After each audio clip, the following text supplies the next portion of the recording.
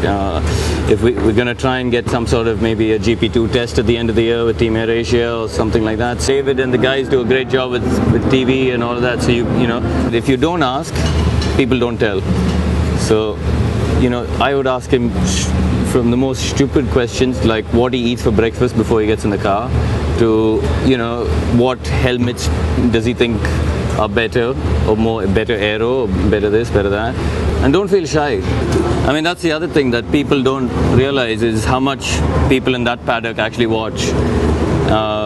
You'll be surprised how many people watched your race this morning. You know, just because you're sitting here and you're outside the fence, you know, don't think that people didn't watch, because this morning all the teams and all the drivers and all the team principals, who maybe one day your bosses in F1, they may have been in meetings, but they all had a TV on watching. What is for you the best way to step up in Formula 1? Which cars? I think now you have to ultimately get to GP2. I think as a young driver you need to go from BMW, which was there. Now you have this in Asia. I would say from here you go to Formula Renault in Europe, either the Euro Cup. Yeah, it's because you have to understand the level in Europe is very high. It's very different. You know, you have to get used to the changing weather conditions, cold tires, rain, wind conditions. All these play a bigger factor in Europe.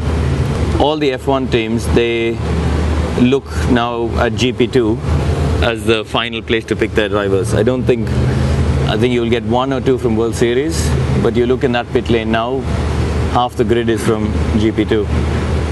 So I think for any of you, you should be aiming to do whatever is possible to get to GP2, and then you see what happens. You know, from GP2 to F1 is an extremely big step, because you think there's 24 drivers in Formula 1. Every year, maybe 4 or 5 seats come available. Okay, so for those 4 seats, you have 26 GP2 drivers, you have 26 World Series drivers, that's 52. You have maybe a handful of Formula 3 drivers who think they can go straight without GP2, so another 60. You have all the test drivers, so let's say add another 15. So you got 80 drivers chasing 4 seats. So that's why I say the difference from GP2 to F1 is very difficult.